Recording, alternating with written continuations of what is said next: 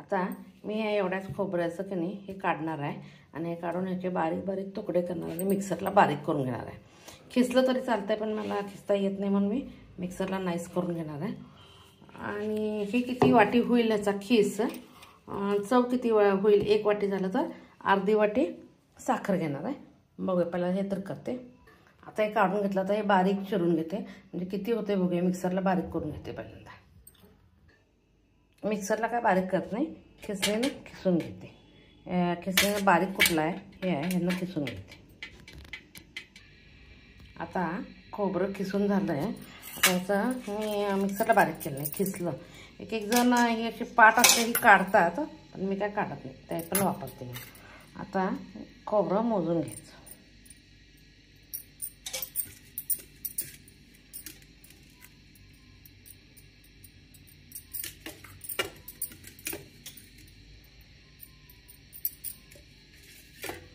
Correct 1 वाटी चाललं आहे.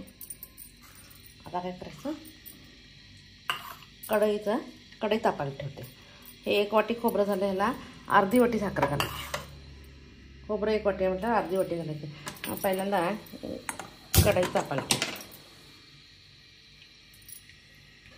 किंचित अगदी थोडंसं तूप घातलं आहे आणि गॅस बारीक करून एक 5 मिनटं त्याच्यातलं हे घालवायचं. कच्चा ह्याचा वास आहे तो घालवायचा, पण गॅस बारीक ठेवायचा आणि सारखं हलवत जायचं, नाही तर करपतंय आणि कलर चेंज व्हायला बघतोय. तर साईड बाय साईड अगदी थोडीशी साय आली, एवढी साय तेवढीच घेणार आहे फ्रेश.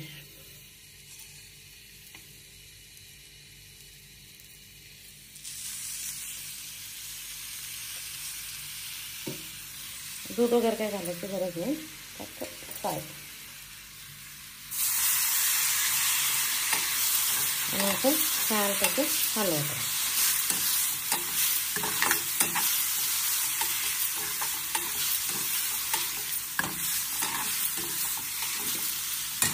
गॅस एकदम बारीक ठेवायचा. आता हे असं गॅस बारीक ठेवून शिजत ठेवायचं. एक साय घातलेली आहे नाही, साय आहे, तूप आहे, त्यामुळे ओलसर पण आहे. आता थोडीशी अर्धी वाटी साखर घालायची. साखर आपल्या हिशोबाने कमी जास्त करता येते. साखर घातली की थोडासा कलर बदलतो. त्याचा नवरात्रीचा उपवास चालू आहे ना, उपवासाला आधीमध्ये 9 दिवस उपवास असतो. फराळ करायला काहीतरी लागतं म्हणून करायचं एक साईड डिश म्हणून. आता ह्याच्यात ह्या 5 मिनिट असंच हे करून ठेवायचं. तोपर्यंत मी 2 वेलदोडे घेते. आता हे 2 वेलदोडे हे करून घ्यायचे, क्लीन करून घ्यायचे.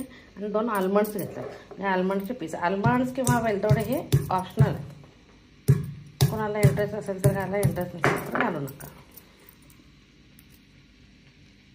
आता नवरात्रात फ्रूट्स खायलाच लागतं म्हणून मी घालायला लागले, पण टोटली ऑप्शनल आहे. फुल साखरेचं पाणी झालं आहे, असं आटवू दे, कारण मी गॅस एकदम बारीक ठेवला आहे. नाही, एक 7-8 मिनटं पाहिजेत, ह्याच्यावरच हे व्हायला लागतं. आता हे सोलून घेते. आता हे वेलदोडे किंवा ड्रायफ्रूट्स ऑप्शनल आहेत, कोणाला इंटरेस्ट असला तर घाला, इंटरेस्ट नसला तर घालू नका.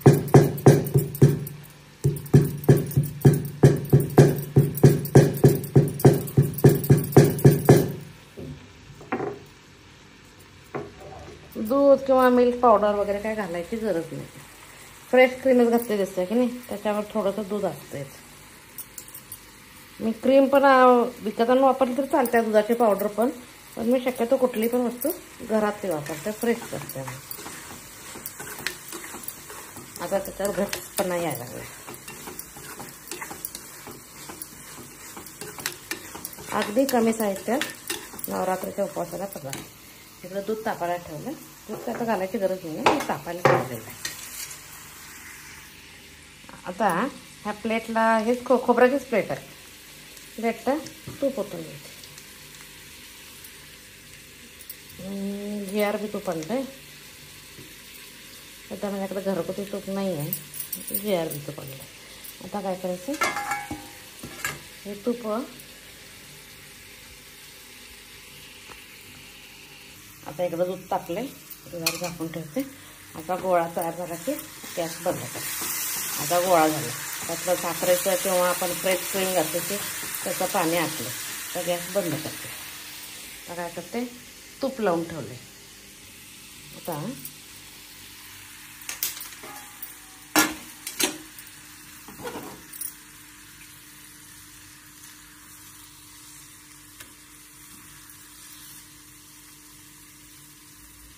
नवरात्रीच्या उपवासाला खाण्यासाठी एक पदार्थ. 5-7 मिनटं अगदी स्लो फ्लेमवर करायला लागते ना, वेळ लागतोय. आणि हे केल्यानंतर एक फ्रीजमध्ये पण नाही ठेवायचं, फॅन लावून पण नाही ठेवायचं, आपल्या नॉर्मल टेम्परेचरला ठेवून सोडायचं.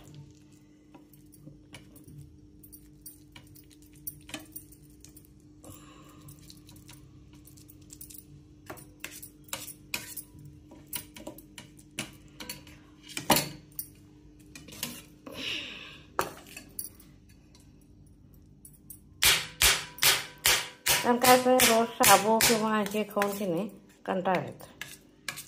शाबू खाऊन पण कंटाळा येतो. आणि स्वीट पोटॅटो यांचं काय म्हणजे रताळे पण कंटाळा येतो. आणि असलं काहीतरी आपलं थोडंसं खायला असतं तर चांगलं वाटतं. आता हे व्यवस्थित गार होऊ देते.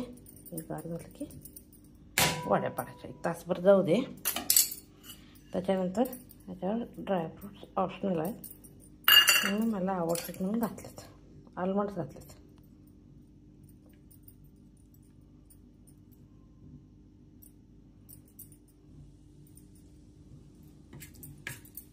आता हे पूर्ण गार होते. नॉर्मल टेम्परेचरला ठेवायचं. कुठं टिपाळ वगैरे ठेवून सोडायचं. हे नाही करायचं, फ्रीजला वगैरे नाही लावायचं, कठीण व्हायला बघतोय. फॅन पण लावायची काही गरज नाही. होतं 1 तासाभरात.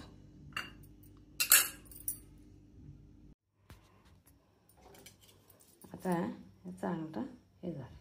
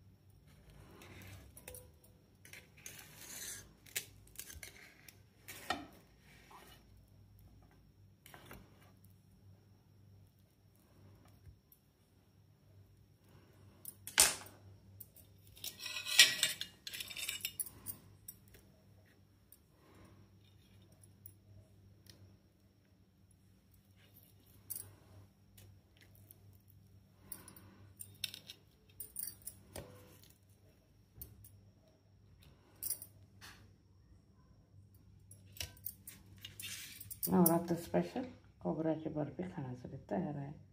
माझी रेसिपी आवडत असेल तर